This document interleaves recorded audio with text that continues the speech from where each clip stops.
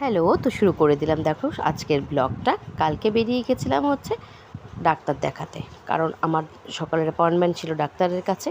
তো বেলঘুরিয়া চলে গেছিলাম ডাক্তার দেখাতে। তারপরে ওখান থেকে যাব হচ্ছে বাড়িতে, কারণ ডাক্তার দেখিয়ে বাড়িতে চলে যাব, কারণ অনেকটা লেট হয়ে যাবে, তার জন্য আর কি। ছেলেকে নিয়েও একবারে বেরিয়ে পড়েছি তিনজনে। তো প্রচণ্ড রোদ, কিন্তু কি করা যাবে, ডাক্তার তো দেখাতেই হবে, সেই হিসাবে ডাক্তারের অ্যাপয়েন্টমেন্ট নিয়েছিলাম। হ্যাঁ রে বন্ধু, পথ কি আর শেষ হয়? পথ তো চলছে, তো চলছেই। এই রোদের মধ্যে আর ভাল লাগছে না, বিরক্ত লেগে যাচ্ছে। এত হিট আর এত মানে রোদের মধ্যে মনে হচ্ছে যেন আমি নেমে যাই, আর ভাল লাগছে না।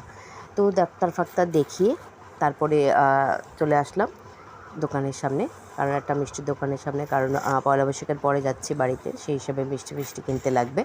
আর ওরা বাবা আর ছেলে ঘুরে বেড়াচ্ছে, কী কিনতে যাচ্ছে আমি বলতে পারবো না। আর এই যে দেখো আমি দাঁড়িয়ে রয়েছি মিষ্টির সামনে, অর্ডার দিয়ে দিলাম মিষ্টি যা যা নেবো আর কি। তো মিষ্টির দোকানটাও কিন্তু খুব ভালো ছিল, ভ্যারাইটিস মিষ্টি ছিল, আর খুবই মানে মিষ্টির খুব দাম আর কি, খুব দাম দোকানটা, কিন্তু মিষ্টিগুলো খুবই ভালো ছিল। আর এখানে বৌদি রান্নাও বসিয়ে দিয়েছে। তো দেখো এখানে চিকেন হচ্ছিল, যখন আমি গেছি তখন চিকেন হচ্ছিল। তো এখানে হয়ে গেছে, দেখো চিকেনটা আর ঢালা হয়নি, কড়াইয়ের মধ্যে রয়েছে চিকেন। আর এখানে এনেছিল হচ্ছে কাতলা মাছ, আর এখানে করে হচ্ছে মুগ ডাল, আর এখানে করেছে হচ্ছে পনিরের তরকারি, আর এখানে পটল ভাজা, স্যালাড, সব কিছু কাটাকুটি কমপ্লিট, সব রেডি, শুধু খাওয়ার জন্য বাকি। আর এখানে দই, আর এখানে হচ্ছে রসগোল্লা। তো মোটামুটি জামাইয়ের খাওয়ানোর জন্য পুরোটাই রেডি করে ফেলেছে, সব কিছু রেডি, শুধু জাস্ট বাটিতে বাড়া বাকি আর কি। বাটিতে বেড়ে দিলে পরেই একদম পাত পেরে খেতে বসে পড়বে জামাই। তো আগে বাচ্চাগুলোকে খাইয়ে নেব, তারপরে হচ্ছে আমরা সবাই মিলে খাবো আর কি একসাথে। এখনও আমাদের খাওয়া দাওয়া শুরু হয়নি, এখন খাওয়া দাওয়া শুরু হবে। আগে ছেলেদের খাওয়াবো, বাবা খাবে, তারপরে সবাই মিলে খেতে বসবো একসাথে। কারণ যেহেতু এসেছে, আর ওই যে মা খাবার দাবার সব রেডি করছে, বাড়ছে, নিয়ে সবাই বসবে টেবিলে। আমি ছেলেকে খাইয়ে দেবো, ওর বাবা উপরে এখন পর্যন্ত আসেনি। তারপরে সবাই খাওয়া দাওয়া করবো একসাথে, সবাই মিলে বসে পড়বো, তাহলেই হয়ে যাবে মোটামুটি। তো চলো ছেলেটাকে খাইয়ে দিয়ে নিই, তারপরে দেখো। আর এখানে দেখো মামা বাড়িতে গিয়ে নেমে পড়েছে জলে, কারণ আমাদের বাড়ির সামনে অনেক বড় বড় ঝিল, তোমরা দেখেইছো। তো এখানে নেমে পড়েছে ছেলে ঝিলে সাঁতার কাটতে, কারণ ও তো সুইমিং শেখেই। তো সেই হিসাবে মামা বাড়ির ঝিল পেয়ে খুবই আনন্দ, সে যে ঝিলে সাঁতার কাটবে। তো এখানে দাদার ছেলে, ওখানে দাদার মেয়ে আছে, ওখানে মামার ছেলেটা আছে, সবাই আছে। তো একসঙ্গে সবাই মিলে স্নান করছে মজা করে। আর এখানে তারপরে আমরা বেরিয়ে গেলাম, বাড়ির উদ্দেশ্যে রওনা দিয়ে দিলাম সন্ধেবেলায়। তো হঠাৎ করে সে দাঁড়িয়ে পড়লো হচ্ছে চা খাবে বলে। আর ওই যে আমার ছেলে এতটাই টায়ার্ড ছিল, আর ভাল লাগছে না, গাড়ি থেকে নামছে না। আর এখানে আমরা দাঁড়িয়ে রয়েছি, কারণ চা খাবো, চাটা খেয়ে একটু ফ্রেশ হয়ে তারপরে যাব বাড়িতে। আর ওই যে দেখো ওখানে ওর বাবা চাটা অর্ডার দিতে গেছে, এখনও পর্যন্ত আনেনি, কিন্তু এই দোকানের চাটা কিন্তু খুবই টেস্টি। আর এখানে নিয়ে চলে এসছে ট্রে নিয়ে চায়ের। তো আগে ছেলেটাকে দিতে যাচ্ছে, তারপরে এই যে আমাদের চা। তো তিনজনে তিনটে চা নিয়েছি।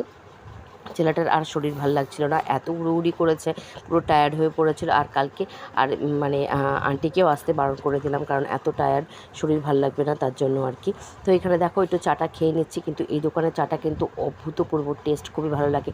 যখনই বেলঘুরিয়া যাই তখনই আসার সময় আমি এই দোকান থেকে চা খাই আমরা, দাঁড়িয়ে পড়ি আর কি, কল্যাণী রোডের ওখানে। আর খুব টেস্ট হয় চাগুলো, তোমরা জানি না হয়তো অনেকেই খেয়ে থাকবে। এই দোকানের চা খুবই সুন্দর লাগে খেতে, খুবই ভালো লাগে, পুরো একদম রিফ্রেশ ফিল করি একদম চাটা খেলে পরে। যদিও আমার দুধ চা খাওয়া বারণ, তাও আর কি ওই মাঝে মধ্যে একটু হয়ে যায় আর কি বেনিয়ম।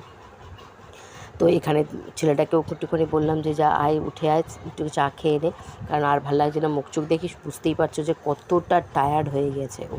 তো একদমই মানে ওখানে ওর বাবা দাঁড়িয়ে রয়েছে, আমি বললাম যে বাবার কাছে গিয়ে তুমি দাঁড়াও, আমি আসছি। আর ওই যে দেখো চা নিয়ে যে বাপির কাছে গিয়ে দাঁড়াচ্ছে, আর ওর বাবা অন্যমনস্ক হয়ে তাকিয়ে রয়েছে, কোন দিকে তাকিয়ে রয়েছে কী দেখছে ভগবান জানে।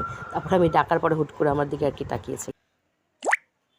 আর এখানে বাড়ি চলে এসেছি, মাত্র এসে পৌঁছলাম, 7:30 বাজে। আর বাড়িতে এসে দেখি একটা সুন্দর একটা অবাক কাণ্ড।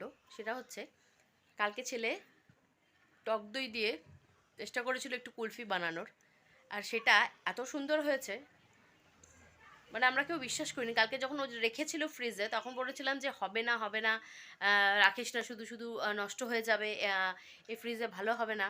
তা সত্ত্বেও জোর করে রেখেছে, ঠিক আছে। তো এত সুন্দর হয়েছে, মানে আমি এসে ভাবতে বলছি দেখি তো মা কেমন হয়েছে। তো দেখো কি সুন্দর হয়েছে, আমি দেখাচ্ছি একবার তোমাদের, এত সুন্দর হয়েছে। ওর এখন নিজেই অবাক হয়ে গেছে যে তুমি বলছিলে হবে না, দেখো তো কত সুন্দর হয়েছে। এই দেখো, তারা তোমাদেরকে দেখাচ্ছি।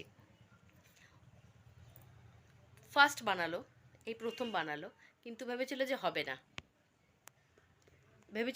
না কিন্তু হয়েছে জিনিসটা।